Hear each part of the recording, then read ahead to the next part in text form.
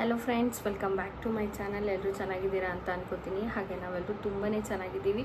So ಇವತ್ತಿನ video ಬಂದುಬಿಟ್ಟು ಹೆಗ್ ಇಂಪ್ರೂವ್ಮೆಂಟ್ನ ಯಾವ ಥರ ಮಾಡ್ಕೊಳ್ಳೋದು ನ್ಯಾಚುರಲ್ ಆಗಿ, ಅಥವಾ ಅದು ರಿಲೀಸ್ ಆಗೋದಕ್ಕೆ ಸೈಜು ಇಂಪ್ರೂವ್ಮೆಂಟ್, ಸೊ ಎಲ್ಲನೂ ಯಾವ ಥರ ಮಾಡ್ಕೊಳ್ಳೋದು ಅಂತ ಹೇಳಿಬಿಟ್ಟು ಸಿಂಪಲ್ಲಾಗಿ ವಿಡಿಯೋನ ಮುಗಿಸ್ತೀನಿ. ಆ್ಯಂಡ್ ಇವಾಗ ಟೈಮ್ ಯೂಶ್ವಲಿ ಯಾವಾಗಲೂ ನೈಟೇ ನಾನು ವಿಡಿಯೋ ಮಾಡೋದು. ನೋಡಿ 12:42 ನೈಟು. ಇವಾಗ ಏನಕ್ಕೆ ಅಂತಂದರೆ ನನ್ನ ಮಗಳು ಮಲ್ಕೊಂಡಾಗ ಯಾವುದೇ ಡಿಸ್ಟರ್ಬೆನ್ಸ್ ಇಲ್ಲದೆ ವೀಡಿಯೋನ ಸ್ಟಾರ್ಟ್ ಮಾಡ್ತೀನಿ. ಯಾಕಂದರೆ ಇಲ್ಲಿ ಹೊರ್ಗಡೆ ನಮ್ಮದು ರೋಡ್ ಸೈಡ್ ಮನೆ ಆಗಿರೋದ್ರಿಂದ ಹೆವಿ ಗಾಡಿಗಳ ಸೌಂಡ್ ಇರುತ್ತೆ. ಅದಕ್ಕೋಸ್ಕರ ಡಿಸ್ಟರ್ಬೆನ್ಸ್ ಇರಬಾರ್ದು ಅಂತ ಹೇಳ್ಬಿಟ್ಟು ನೈಟ್ ಸ್ಟಾರ್ಟ್ ಮಾಡ್ತೀನಿ. ವೀಡಿಯೋನ ಯಾರಾದರೂ ಇನ್ನೂ ನೋಡಿಲ್ಲ ಆ್ಯಂಡ್ ನನ್ನ ಒಂದು ಚಾನಲ್ಗೆ ಸಬ್ಸ್ಕ್ರೈಬ್ ಆಗಿಲ್ಲ ಅಂದರೆ ದಯವಿಟ್ಟು ಸಬ್ಸ್ಕ್ರೈಬ್ ಮಾಡಿಕೊಂಡು ವೀಡಿಯೋಸ್ನ ನೋಡಿ. ಈ ಟೈಮಲ್ಲಿ ಕೂಡ ಎಫರ್ಟ್ ಹಾಕ್ಬಿಟ್ಟು ವೀಡಿಯೋ ಮಾಡ್ತೀನಿ ಅದಕ್ಕೋಸ್ಕರ. ಆ್ಯಂಡ್ ತುಂಬ ದಿನ ಆದಮೇಲೆ ಗ್ಯಾಪ್ ತೊಗೊಂಡು ನಾನು ವೀಡಿಯೋ ಮಾಡ್ತಾಯಿದ್ದೀನಿ. ಹಾಗೆ ಒಂದೊಂದು ವೀಡಿಯೋದಲ್ಲಿ ಒಬ್ಬರು ಕಮೆಂಟ್ ಹಾಕ್ತಾರೆ, ಏನೋ ಯೂಸ್ ಇಲ್ಲ, ಹೇಳಿರೋದನ್ನೇ ರಿಪೀಟ್ ಹೇಳ್ತಾರೆ ಅಂತ. ನೋಡಿ, ನೀವು ಕೇಳೋದಕ್ಕೋಸ್ಕರ ನಾನು ಹೇಳಿರೋದನ್ನೇ ಹೇಳಬೇಕಾಗತ್ತೆ. ನಾನು ಸುಮಾರು ಸಲ ಲಿಂಕ್ ಇದೆ, ಚೆಕ್ ಮಾಡಿ, ನಾನು ವೀಡಿಯೋಸ್ ಹಾಕಿದ್ದೀನಿ ಅಂತ ಹೇಳಿದ್ರು. ಇಲ್ಲ ಇನ್ನೊಂದು ಸಲ ಹೇಳಿ, ಎಕ್ಸ್ಪ್ಲೈನ್ ಮಾಡಿ ಅಂತ ಕೇಳೋದಕ್ಕೋಸ್ಕರ ನಾನು ಮತ್ತೆ ವೀಡಿಯೋಸ್ನ ಹಾಕ್ತೀನಿ ಅಷ್ಟೇನೆ.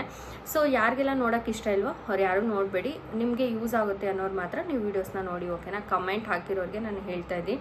ಆ್ಯಂಡ್ ನಾಳೆ ಈ ವಿಡಿಯೋ ಅಪ್ಲೋಡ್ ಆಗುತ್ತೆ. ಸೊ ನನ್ನ ಮಗಳು birthday Sunday, so 2 years birthday. ಇದೇ ಚಾನಲಲ್ಲಿ ನಾನು ಅವಳ ಒಂದು ಬರ್ಡೇ ಸೆಲೆಬ್ರೇಷನ್ದು ಹಾಕೋಣ ಅಂತ ಅಂದ್ಕೊಂಡಿದ್ದೀನಿ. ಸೊ ನನಗೆ ನೀವೆಲ್ಲರೂ ಕಮೆಂಟ್ ಮಾಡಿ ಹಾಕಬೇಕಾ ಬೇಡವಾ ಅಂತ ಹೇಳ್ಬಿಟ್ಟು, ಯಾಕಂದರೆ ಇನ್ನೊಂದು ಚಾನಲ್ಗೆ ಹಾಕೋಣ ಅಂತ ಹೇಳಿ ಡಿಸೈಡ್ ಮಾಡಿದ್ದೀನಿ. ಆ ಚಾನಲಲ್ಲಿ ಆಲ್ಮೋಸ್ಟ್ ವೀಡಿಯೋಸ್ನ ಸ್ಟಾಪ್ ಮಾಡಿಬಿಟ್ಟಿದ್ದೀನಿ. ಹತ್ತತ್ರ ಒಂದು 6 month ಆಗಿದೆ ಅನಿಸುತ್ತೆ. ಬಟ್ ಅವಳ ಮೆಮೊರಿಗೆ ನಾನು ವೀಡಿಯೋಸ್ನ ಶೇರ್ ಮಾಡ್ಕೊಳ್ಳೋಣ ಅಂತ ಅಂದ್ಕೊಂಡಿದ್ದೀನಿ. ಸೊ ಈ ಚಾನಲಲ್ಲಿ ಏನಾದರೂ ಹಾಕಬೇಕು ಅಂದರೆ ನನಗೆ ಕಮೆಂಟಲ್ಲಿ ತಿಳಿಸಿ, ನಾನು ಹಾಕ್ತೀನಿ ಇದು ವಿಡಿಯೋದಲ್ಲಿ, ಓಕೆನಾ? ಸೊ ಸಾರಿ, ಇದೇ ಚಾನಲಲ್ಲಿ ಅಪ್ಲೋಡ್ ಮಾಡ್ತೀನಿ. ಸೊ ಇದು ಬಂದುಬಿಟ್ಟು ಎಗ್ಗು AMH ಲೆವೆಲ್ ಏನಿರುತ್ತೆ ಅದು ಕಮ್ಮಿ ಇದ್ರೂ ಕಷ್ಟೇ, ಜಾಸ್ತಿ ಇದ್ರೂ ಕಷ್ಟೇ. ಸೊ ಕಮ್ಮಿ ಇದ್ರೂ ನಿಮಗೆ ಎಗ್ ಇಂಪ್ರೂವ್ಮೆಂಟ್ ಆಗೋದಿಲ್ಲ. ಇನ್ ಕೇಸ್ ಜಾಸ್ತಿ ಇತ್ತು ಅಂದರೆ ಎಗ್ಗು ಜಾಸ್ತಿ ನಿಮಗೆ ಇಂಪ್ರೂವ್ಮೆಂಟ್ ಆಗುತ್ತೆ. ಬಟ್ ಚಿಕ್ಕ ಚಿಕ್ಕ ಹೆಗ್ಗಳಿರುತ್ತೆ, ಅದು ಓವರಿಂದ ರಿಲೀಸೇ ಆಗೋಲ್ಲ, ಓಕೆನಾ? ಇದು AMH ನಮಗೆ ಕಮ್ಮಿ ಇದೆ ಅಂತ ಹೇಳ್ತಿದ್ರಿ. ನೋಡಿ, ಕಮ್ಮಿ ಇದ್ರೂ ಕಷ್ಟೇ, ಜಾಸ್ತಿ ಇದ್ರೂ ಕಷ್ಟೇ. ಸೊ ಇದೆಲ್ಲ ನಿಮಗೆ ಗೊತ್ತಾಗೋದು ಬ್ಲಡ್ ಟೆಸ್ಟಿಂದ, ಆಯಿತಾ? ನೀವು ಮನೇಲಿ ಚೆಕ್ ಮಾಡ್ಕೊಂಡಾಗೆಲ್ಲ ಗೊತ್ತಾಗಲ್ಲ. ಯಾವ ಥರ ಚೆಕ್ ಮಾಡ್ಕೊಳ್ಳೋದಂತ ಕೇಳ್ತಿದ್ರೆ ಅದಕ್ಕೆ ಹೇಳ್ತಾ ಇದ್ದೀನಿ. ಸೊ ಬ್ಲಡ್ ಟೆಸ್ಟ್ ಮಾಡಿಸೋದ್ರಿಂದನೇ ಗೊತ್ತಾಗೋದು. ಆ್ಯಂಡ್ ವಿಟಮಿನ್ D ಕಮ್ಮಿ ಇದ್ದರೆ ಇದೆಲ್ಲ ಆಗುತ್ತೆ. ಸೊ ಅದಕ್ಕೆ ಏನೆಲ್ಲ ನೀವು ಮಾಡ್ಬೋದು ಅಂತ ಅಂದರೆ egg, paneer, curd, mushroom, so ಈ ಥರದನ್ನು ನೀವು ತೊಗೋಬೇಕು. ಮತ್ತು ಫ್ರೂಟ್ಸ್ಗಳು, ಜಾಸ್ತಿ ವಿಟಮಿನ್ D ನಿಮ್ಗೆ ಏನರಲ್ಲಿರುತ್ತೆ ಅಂತ ನಿಮಗೆ ಚೆನ್ನಾಗಿ ಗೊತ್ತಿರುತ್ತೆ. ಆರೆಂಜು, ಈ ಥರದ್ದೆಲ್ಲ ನೀವು ತೊಗೋಬೋದು. ಸೊ ಎಗ್ಗು, ಪನ್ನೀರು ನೀವು ಸ್ವಲ್ಪ ಡೈಲಿ, ಅಟ್ಲೀಸ್ಟ್ ಪನ್ನೀರ್ ಕಾಸ್ಟ್ಲಿ ಇರುತ್ತೆ, ನಮಗೆ ತೊಗೊಳಕ್ಕಾಗಲ್ಲ ಅನ್ನೋರು ವೀಕ್ಲಿ 2 days ಆದರೂ ನೀವು ತೊಗೊಳ್ಳಿ. 1 time ಆದರೂ ನೀವು ತೊಗೊಳಕ್ಕೆ ಟ್ರೈ ಮಾಡಿ. ಎಗ್ಗು ಡೈಲಿ ನಿಮ್ಮ ಒಂದು ರೊಟೀನಲ್ಲಿ ಆ್ಯಡ್ ಮಾಡ್ಕೊಳ್ಳಿ. ಆ್ಯಂಡ್ ಕರ್ಡ್ ಯೂಶ್ವಲಿ ಎಲ್ಲರೂ ತಿಂತೀರ, ಸೊ ಅದನ್ನು ನೀವು ಅಭ್ಯಾಸ ಮಾಡ್ಕೊಳ್ಳಿ. ಆ್ಯಂಡ್ ಬಿಸಿಲಿಗೆ ನಿಂತ್ಕೊಳ್ಳೋದನ್ನು ಅಭ್ಯಾಸ ಮಾಡ್ಕೊಳ್ಳಿ. ಅದು ನ್ಯಾಚುರಲ್ಲು, ಓಕೆನಾ? ಸೊ ಅದು ಒಂದು. ದೆನ್ ನಾನು ನೋಟ್ ಮಾಡ್ಕೊಂಡಿದ್ದೀನಿ, ಓಕೆನಾ? ನಂಗೆ ಮರ್ತೋಗುತ್ತೆ ಅಂತ ಹೇಳಿಬಿಟ್ಟು. ಸೊ ಹೇಳಿದ್ನಲ್ವ, ಇದು ಗೊತ್ತಾಗೋದು ಬ್ಲಡ್ ಟೆಸ್ಟಿಂದ, ಆಯಿತಾ? ಮತ್ತು ಇದು ಬಂದುಬಿಟ್ಟು ಮತ್ತು ಇನ್ನೊಂದು ಏನಂದರೆ ದಾಲ್ಚಿನ್ನಿ, ಚಕ್ಕೆ. ನೀವು ಡೈಲಿ ಏನರಲ್ಲಾದರೂ ಒಂದರಲ್ಲಿ, ಅಥವಾ ಟೀ ಮಾಡ್ಕೋತಿರಲ್ಲ, ಟೀಯಲ್ಲಾದರೂ ಅದನ್ನು ಪೌಡರ್ ಮಾಡಿ ಇಟ್ಕೊಳ್ಳಿ, ಅದರಲ್ಲಾದರೂ ತೊಗೊಳ್ಳಿ. ಅಥವಾ ಏನರಲ್ಲಿ ನಿಮಗೆ ತೊಗೋಬೋದು ಅಂತ ಅನಿಸುತ್ತೋ ಅದರಲ್ಲೆಲ್ಲನೂ ಚಕ್ಕೆನ ಸ್ವಲ್ಪ ಆ್ಯಡ್ ಮಾಡ್ಕೊಳ್ಳೋದು ಒಳ್ಳೆಯದು. And water main. ನೀವು ಮಾಡೋ ಮಿಸ್ಟೇಕ್ಸ್ ಏನು ಅಂತ ಅಂದರೆ, ನೀರನ್ನ ಕುಡಿಯುತ್ತೀರ ಎಲ್ಲರೂ, ಬಟ್ ಪ್ಲಾಸ್ಟಿಕ್ ಬಾಟಲ್ನ ಯೂಸ್ ಮಾಡ್ತೀರಾ. ಅದ್ರ ಬದಲು ಸ್ಟೀಲ್ ಲೋಟಗಳನ್ನ ಯೂಸ್ ಮಾಡಿ. ಅಟ್ಲೀಸ್ಟ್ 8 to 10 ಗ್ಲಾಸ್ ಆದರೂ ಡೈಲಿ ನೀವು ಕನ್ಸ್ಯೂಮ್ ಮಾಡೋಕ್ಕೆ ಟ್ರೈ ಮಾಡಿ. ಹೆಗ್ ಇಂಪ್ರೂವ್ಮೆಂಟ್ಗೆ ಆ್ಯಂಡ್ ಇಂಪ್ರೂವ್ ಆಗಿರೋ ಹೆಗ್ ರಿಲೀಸ್ ಆಗೋದಕ್ಕೆ ಸಿಕ್ಕಾಪಟ್ಟೆ ಒಳ್ಳೆಯದು, ಓಕೆನಾ? ನೀವು ನೀರನ್ನ ಮಾತ್ರ ಮಿಸ್ ಮಾಡೋಕ್ಕೆ ಹೋಗ್ಬಿಡಿ. ನಾವು ಕೂಡ ಮಿಸ್ ಮಾಡ್ತೀವಿ ಸಮಟೈಮ್ಸ್, ಇಲ್ಲ ಅಂತಲ್ಲ, ಬಟ್ ಆದರೂ ಕೂಡ ತೊಗೊಳ್ಳೋದು ಒಳ್ಳೆಯದು. ಪ್ರೆಗ್ನೆನ್ಸಿಗೆ ಯಾರೆಲ್ಲ ಟ್ರೈ ಮಾಡ್ತಿದ್ದಾರೋ ಸೊ ಅವರೆಲ್ಲ ತೊಗೊಳ್ಳೋದು ತುಂಬಾ ಒಳ್ಳೆಯದು. ಆ್ಯಂಡ್ ಕಬ್ಬಿನ ಅಂಶ ಯಾವುದರಲ್ಲಿ ಜಾಸ್ತಿ ಇರುತ್ತೋ ಅದನ್ನು ತೊಗೊಳ್ಳಿ. ಲೈಕ್ ಬೀನ್ಸು, ಸೊ ಬೀನ್ಸಲ್ಲಿ ನಾರಿನ ಅಂಶ ಎಲ್ಲ ಚೆನ್ನಾಗಿ ಸಿಗುತ್ತೆ. ಆ್ಯಂಡ್ ಅದಾದಮೇಲೆ ಮತ್ತೆ ಈ ಮಿಕ್ಸ್ ಕಾಳುಗಳು ಬರುತ್ತೆ ನೋಡಿ.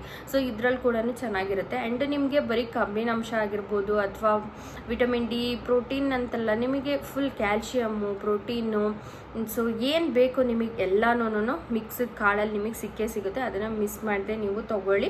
ಆ್ಯಂಡ್ ಇದು ಬಂದುಬಿಟ್ಟು ನಿಮ್ಮ ಒಂದು ಎಗ್ ಕ್ವಾಲಿಟಿ ಏನಿರುತ್ತೆ ಅದು ಚೆನ್ನಾಗಿ ಇಂಪ್ರೂವ್ ಆಗುತ್ತೆ. ಆ್ಯಂಡ್ ಎಗ್ ಕೂಡ ಚೆನ್ನಾಗಿ ರಿಲೀಸ್ ಆಗುತ್ತೆ. ನೆಕ್ಸ್ಟು ಫ್ಯೂಚರ್ ನೀವು ಕನ್ಸೀವ್ ಆಗಿದ್ದೀರಾ ಅಂದರೆ ಬೇಬಿ ಕೂಡ ಚೆನ್ನಾಗಿ ಗ್ರೋತ್ ಆಗುತ್ತೆ, ಯಾವುದೇ ಥರದ ಹೆಲ್ತ್ ಇಶ್ಯೂಗಳು ಇಲ್ದಂಗೆ.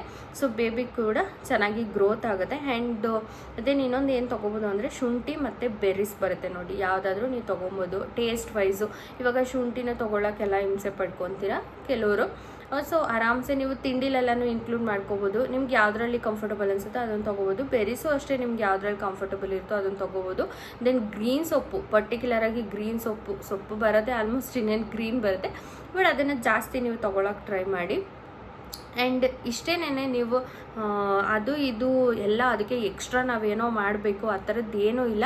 ಸೊ ಇಷ್ಟೇನೆ. ಇವಾಗ ಎಗ್ ತೊಗೋತೀರಾ ನೋಡಿ, ನೀವು ಎಗ್ ತೊಗೊಳೋದ್ರಲ್ಲಿ ವೈಟ್ ತಿನ್ನಬೇಕು, ಎಲ್ಲೋ ತಿಂದರೆ ನಾವು ದಪ್ಪ ಆಗಿಬಿಡ್ತೀವಿ ಆ ಥರ ಎಲ್ಲ ನೀವು ಯೋಚನೆ ಮಾಡ್ತೀರಾ. ಬಟ್ ವಿಟಮಿನ್ ಡಿ ಚೆನ್ನಾಗಿ ಸಿಗೋದೇ ಆ ಒಂದು ಎಲ್ಲೋ ಪಾರ್ಟ್ ಏನಿರುತ್ತೆ ಅದರಿಂದ.